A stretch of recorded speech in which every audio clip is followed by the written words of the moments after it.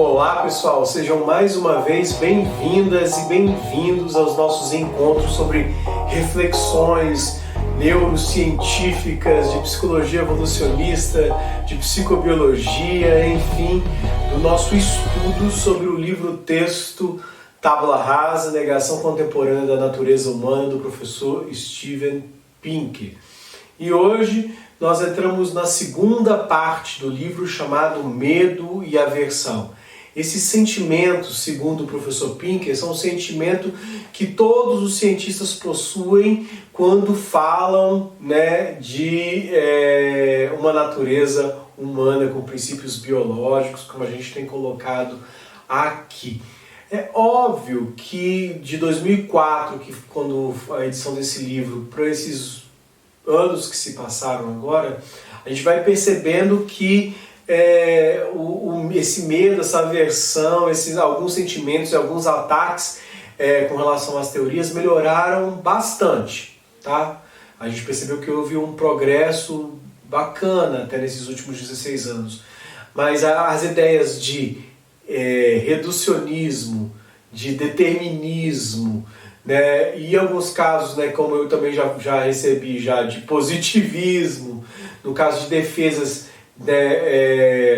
contundentes que a gente tem feito da ligação entre ciências humanas e ciências biológicas, são problemáticas, mas tem melhorado aí. Até porque a gente percebe nos últimos anos que os ideais de igualdade têm se estabilizado, ganhado força, Então, como a gente não tem tido nenhum problema com essa balança, apesar de que algumas tentativas políticas de desequilibrar essa balança aí, como a gente tem percebido neste ano, inclusive com a questão do coronavírus, Então, toda vez que surgem forças terraplanistas, negacionismo de vacina, essas questões a gente fica assim, e em especial agora com questões relacionadas ao coronavírus, a gente começa a entender melhor como que essa dinâmica científica, as disputas científicas, as brigas científicas, elas têm impacto direto na política e um impacto direto em como que a sociedade vai encarar as suas coisas. Inclusive, o debate aqui no Brasil sobre hidroxicloroquina, por um viés político, e aí alguns defensores políticos que criam uma associação entre política e ciências, ou negação das ciências. Então são grupos ideológicos muito complicados, Então são apenas 2 capítulos essa segunda parte, um capítulo 6, em que o Pinker fala sobre a invenção, as agressões, e está chamando de lorotas. Eu não vou chegar a chamar de lorota, mas enfim, as agressões que sofreram, em especial Brown e Dawkins, na questão da sociobiologia, e os ataques que sofreram Neil e Napoleon Shannon, que é a antropologia geneticista, no campo, que também sofreram no campo contrários à questão do bom selvagem na antropologia, Mas enfim, como que a defesa de uma natureza humana recebe tantas agressões e é inventado tantas ideias fantasiosas para se desestimular a boa e verdadeira ciência com método e tal. Então esse é o capítulo 6. E o capítulo 7 a gente vai estar falando um pouco sobre o imperativo moral para defender erroneamente essas teorias negacionistas. Então há uma ideia de proteção negacionista, e a gente vai falar um pouco sobre elas no capítulo 7. Queria pedir licença para vocês. Esse capítulo 6 é praticamente uma magazine, assim, uma revista mesmo, contando todas essas questões políticas, do desenvolvimento científico, as dificuldades em que a ciência vai enfrentando com os ataques e as invenções, e as conturbações que vão acontecendo nesse cenário. Então eu queria pedir licença, eu sempre trago, obviamente, as minhas anotações aqui, mas são muitos nomes, muitos fatos, e eu vou estar recorrendo muito efetivamente às minhas anotações aqui, até para a aula não ficar demasiadamente enfadonha e grande demais. Né? Mas então vamos ao capítulo 6, o título já mostra pra gente o que vai acontecer aqui, né? Que é praticamente a revista Caras perdão, mas enfim, uma revista de fofocas sobre as políticas científicas na área da sociobiologia, tá? E o título é então Cientistas Políticos. E aí o Pinker começa, iniciando o capítulo, colocando da sua consternação e decepção quando ele assistiu uma palestra do Weizenbaum, né, sobre a inteligência artificial. Aí, né, lembrando que esse senhor aqui, o Weizenbaum, não sei se a pronúncia mais correta é essa, tá? Mas ele foi um dos professores mais proeminentes nomes dessa área de inteligência artificial e ele criou aquele programa ELISA, né? Que dá a falsa impressão de que nós estamos conversando com uma pessoa quando nós, na verdade, estamos conversando com um software, com um programa. Daí isso aqui origina até, inclusive, aquele filme que ficou bastante conhecido, que era She, né? Enfim, nós estamos falando de um importante teórico, talvez um dos nomes mais proeminentes da área de inteligência artificial da década de 70. Sua palestra, no entanto, era, segundo o Pinker, repleta de apontamentos morais vexatórios. Estou pegando aqui a notícia, porque não sou eu que estou falando isso, tá? É o Pinker, né? Apontamentos morais vexatórios, exortações e falsas profecias que revelaram como a ciência pode contaminar-se de política e moral. Então esse aqui é o principal enredo que a gente tem aqui, a antessala então do capítulo, mas é justamente este problema. Quando a ciência ela se contamina de política, de uma ideia de certo, de um errado, de uma moralidade, de um poder, de um fator econômico, a ciência acaba sendo subvertida. Porque o cientista não está falando dos fatos, fazendo uma análise através de um método, ele está colocando inteiramente a sua opinião ali, querendo que o seu leitor, a pessoa que vai consumir aquela ciência ou pseudociência, né, de forma a professar uma fé naqueles apontamentos, né? E aí então esse cientista, né, o Weizenbaum, né, se mostrou contrário a desenvolvimentos científicos que hoje, né, ajudam muitas pessoas, como o uso da analogia no raciocínio. O que é essa analogia no raciocínio? Essa analogia é aquela que permitiu o desenvolvimento de software por reconhecimento de voz. O Weizenbaum era completamente contrário à ética dele de se juntar artifícios biológicos a artifícios mecânicos. Então, quer dizer assim, a biologia junto com a computação, né? Ele acreditava que a computação ou a inteligência artificial tinha que ser meramente exploratória, ou que não tinha que ter uma relação orgânica com o ser humano, né? E aí, então, hoje, coisas que ele falou que eram erradas e que hoje ajudam tantas pessoas. Paranoia política, tô lendo, gente, paranoia política e exibicionismo moral que levaram aí um outro teórico que o Pinker vai criticar, que é o Ernest Stein, né, em 1971, a ser perseguido por estudar diferentes níveis de... Não, peraí, agora meu aqui, deixa eu fazer uma... Não é isso não. Ele não está criticando o Ernest. Ele está falando que essa paranoia política e exibicionismo moral que estavam no Weizenbaum, da inteligência artificial, começaram então a criticar o Ernest por conta do estudo sobre o QI. Esse aqui o Ernst é um teórico que criou a ideia de quociente intelectual, QI, inteligência, uma métrica para a inteligência, tá? Haveriam paradigmas genéticos para formular a concepção de inteligência, isso é o que está afirmando Ernestine, e ele foi taxado erroneamente de racista, perseguido por defender características inatas entre os indivíduos. O mesmo vai acontecer com Paul Ekman, quando afirmou que as expressões faciais são iguais e universais entre todos os povos humanos. Na verdade, toda teoria, e aí juntando Ernestine com Paul Ekman, que apontasse para as ciências da vida, as biologias, em alguma relação com a natureza humana, com a vida social e a cultura humana, seria perseguida e considerada algum tipo de fascismo. Tá? Então, nós vamos pegar aqui o Ekman, ele está se dizendo que a própria capacidade de reconhecer faces é igual, né? E as expressões faciais que revelam os sentimentos são iguais em todas as etnias. É uma característica biológica. Foi condenado, perseguido como fascista. O Ekman falou assim, olha, nós temos diferenças na inteligência, isso é algo que vem do biológico, né? E aí, inclusive, o Ernestine mostrou que essas diferenças são muito pequenas, né? Inclusive não está ligado às etnias, tem fatores biológicos, fatores ambientais, é um dos fatores de diferença.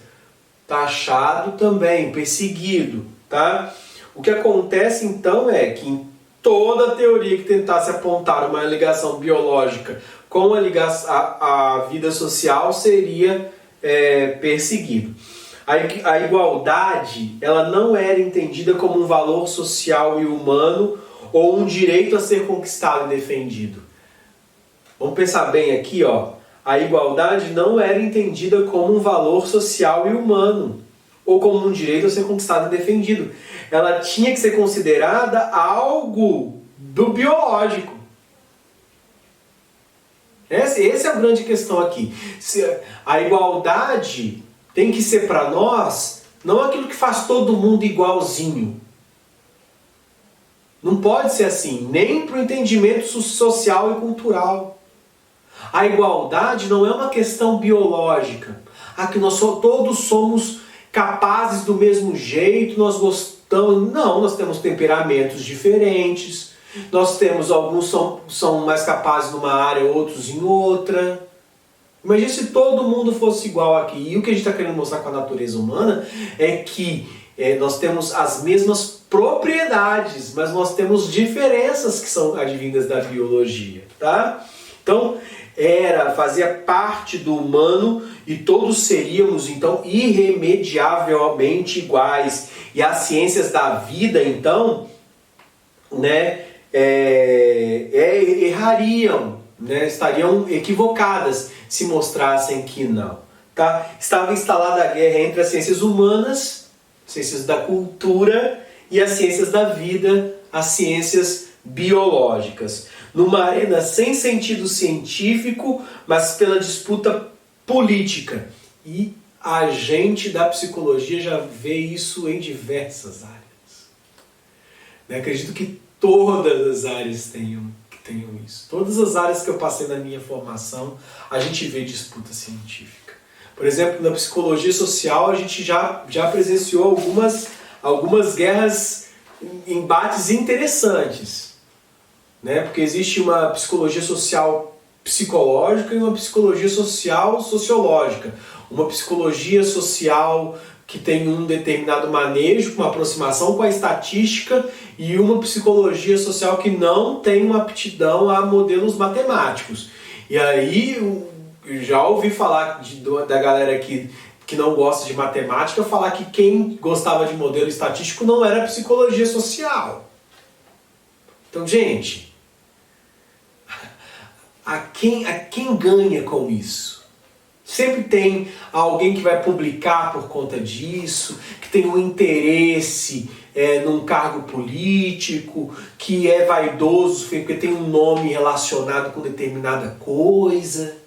Então, as ciências não são algo que estão desatreladas da vaidade humana. Né? Ser professor, ser docente, ser cientista, ser pesquisador, também tem um quê de vaidade. ou muito de vaidade.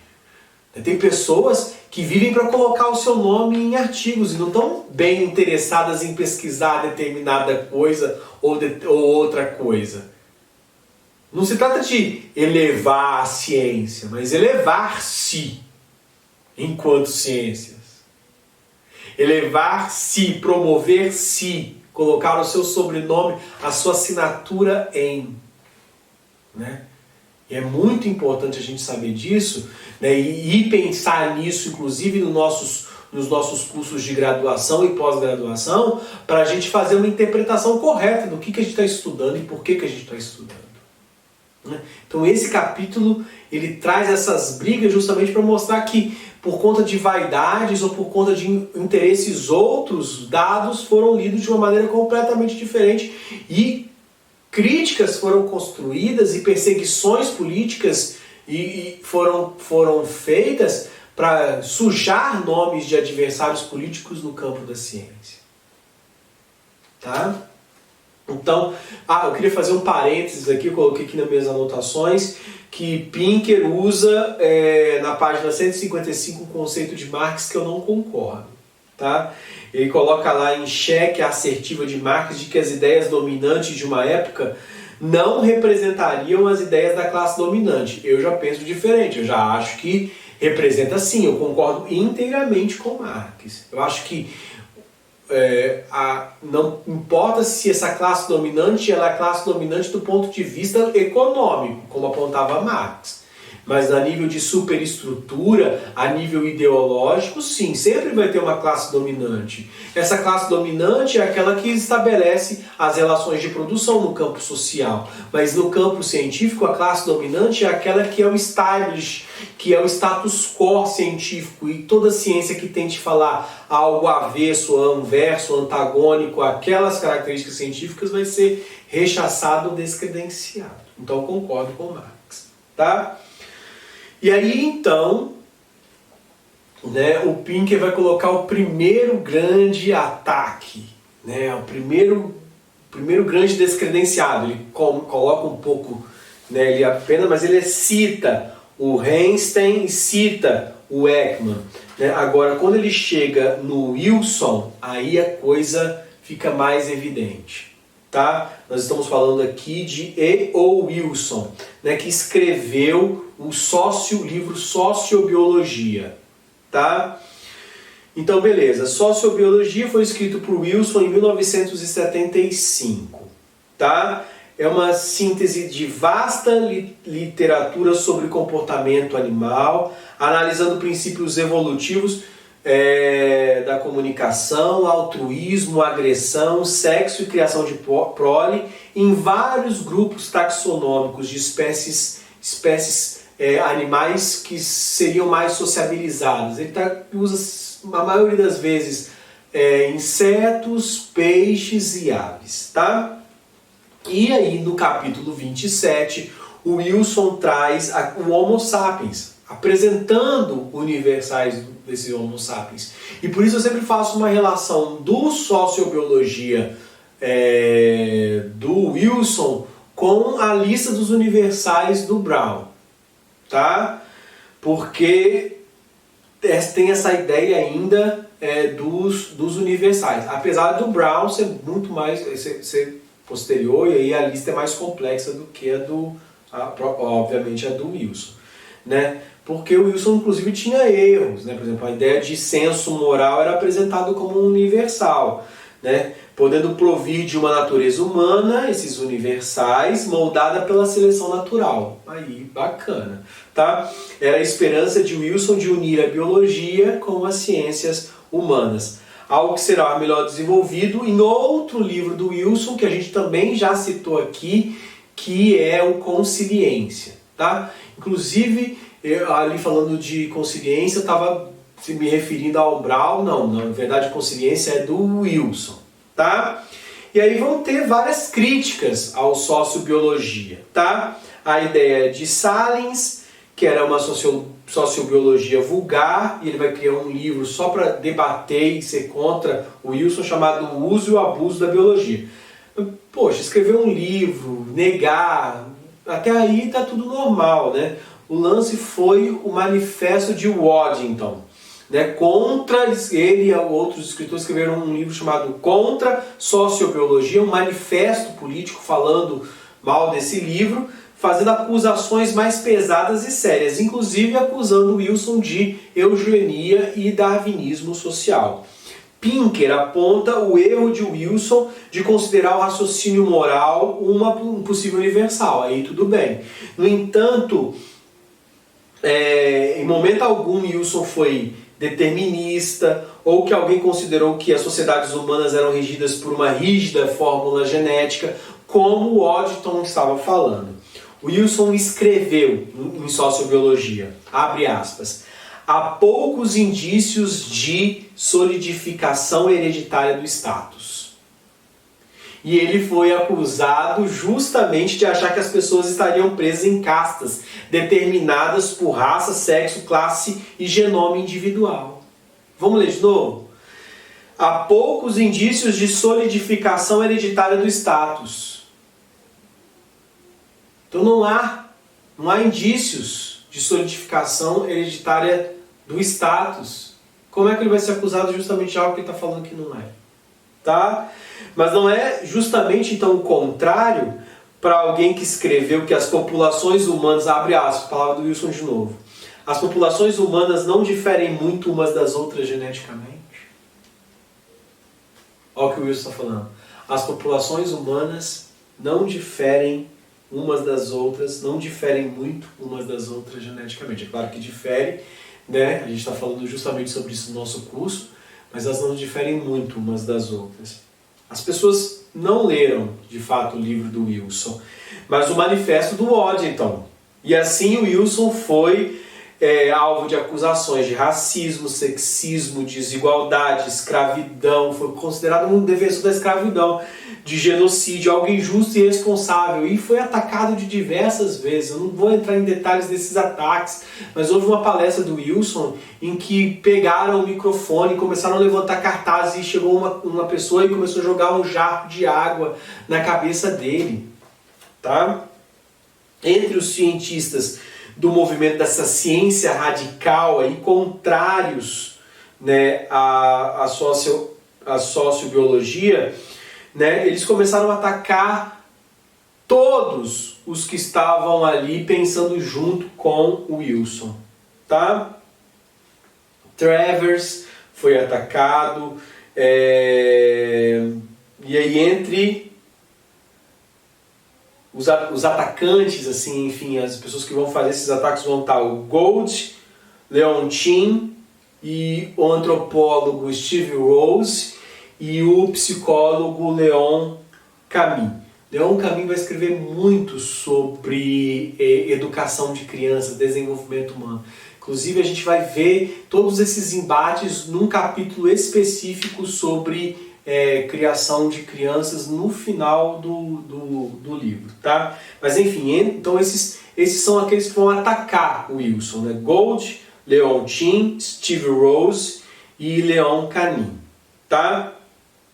Entre os atacados, junto com Travers e com o Wilson, vai estar um outro autor contemporâneo, que é o Richard Dawkins, que vai escrever um texto em 1976 chamado Gene Egoísta. Tá? E aí, óbvio, Dawkins não estava muito concentrado nessa questão da genética e da biologia molecular, né? Na verdade, a gente está falando aqui de um cara, né, que é o Wilson, que é etólogo, né, muito mais preocupado com ecologia, e com Dawkins, que também está nessa linha aí das comunidades animais, né, em comportamento animal, em etologia, né? Mas enfim, o foco do Dawkins eram as teorias evolucionistas, e dentre as principais acusações vão estar de determinismo e de reducionismo. De reducionismo eu expliquei um pouco sobre essa construção em um capítulo anterior, porque reducionismo existe um reducionismo radical, ruim, e existe o reducionismo hierárquico, que é o reducionismo bom, que tenta a conciliação, essa consciência que o Wilson Moss tenta entre ciências biológicas e ciências humanas. Mas não é reducionismo aqui, nesse ataque é o reducionismo ruim, que é uma ideia de que a pessoa está dizendo do todo por meio de uma maneira muito simplista, de um pequeno fragmento, tentando explicar uma complexidade por algo muito simples que não daria conta, né? E o determinismo é uma pessoa que tem tendência de agir de um determinado modo, em determinadas circunstâncias, né? Como que dizendo, olha, isso acontece simplesmente por conta disso, e não entende também a complexidade. Então, reducionismo e determinismo seria quase que a tentativa de uma pessoa que está falando 100% de uma certeza que seria impossível de ter, apontando coisas muito simples e, por exemplo, reduzindo ao biológico toda a complexidade da natureza humana, ou colocando que, né, o gene determina todas as ações. Então é esse tipo de acusação que a gente está falando aqui. Dawkins, por exemplo, vai escrever que eles, os genes, no caso eles, quando ele está falando eles aqui, seriam os genes, nos criaram corpo e mente. Olha aqui, ó. Os genes nos criaram inteiros, corpo e mente. E Leontin, para justamente denegrir a imagem de Dawkins, né, com o objetivo de tirar Dawkins do cenário político, ele está colocando, olha, eles, os genes, nos controlam mente e corpo. Então vocês percebam que, na verdade, controlam, determinam, é muito diferente de nos criaram. Dawkins é um ateu convicto. Inclusive, né, uma de suas mais importantes atuações se dá nesse campo aí, né? Mas ele está justamente colocando aqui que nós somos criados, né, enquanto seres biológicos, né, pelos genes. Mas dizer o que ele não disse, aí já muda completamente o cenário. E é esse tipo de ataque que a gente está falando aqui, né? São ataques mentirosos. Por óbvio, né, colocando aqui que se trata de uma grande injustiça. Os críticos afirmam ser determinista e reducionista as ideias de Dawkins, de que, quando ele fala que um gene para X, um gene explica isso, um gene para Y explica isso, ao discutirem a evolução de comportamentos sociais como o altruísmo, a monogamia e a agressão.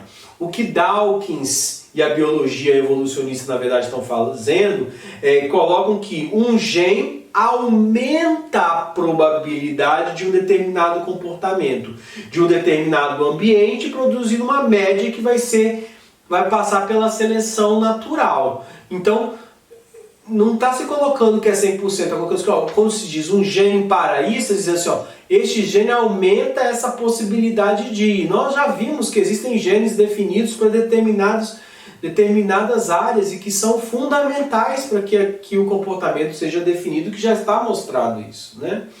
Leontin, Rose e Cannin chegaram a publicar ridicularizações das vidas sexuais de alguns oponentes intelectuais, dentro de livros que eles publicaram, tá?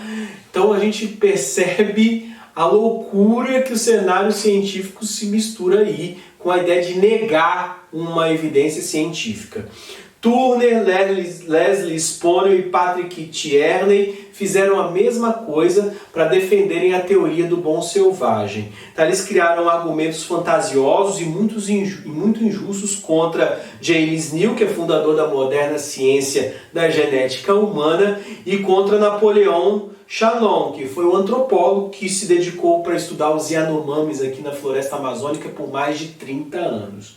Tá? O crime desses cientistas, né, no caso Neal e Shannon, eles definiram ou disseram que os Yanomamis, por conta da sua natureza, então James Neal e Napoleon Shannon foram entendidos como cientistas que defendiam uma ideia que os Yanomamis se enfrentavam em guerras e tinham uma natureza um pouco mais violenta, né? Eles gostavam de guerrear, tinham um êxito marital relacionado a isso e tal. Shannon e Neil foram acusados, né, por Turner, Leslie Sponsel e Patrick Tierney de terem levado o sarampo para as tribos, de carnificina.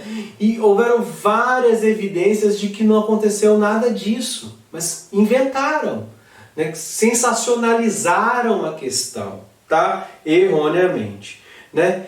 E aí então o Pinker acaba levantando duas razões para que ele chama para esse comportamento tacanho dos cientistas contrários à ideia de natureza humana. A primeira questão é o seguinte, que a tábula rasa foi entendida como uma doutrina sagrada que não podia ser questionável.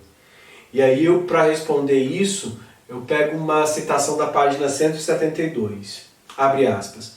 Somente esse pensamento maniqueísta poderia levar pessoas a converter a ideia de que alguns aspectos do comportamento são inatos, na ideia de que todos os aspectos do comportamento são inatos. Então, olha, pensando, é muito tacanho isso. Nós estamos falando que alguns aspectos do comportamento nascem com o indivíduo e são potencializados, desenvolvidos na cultura, na vivência social. Não todos os comportamentos, tá?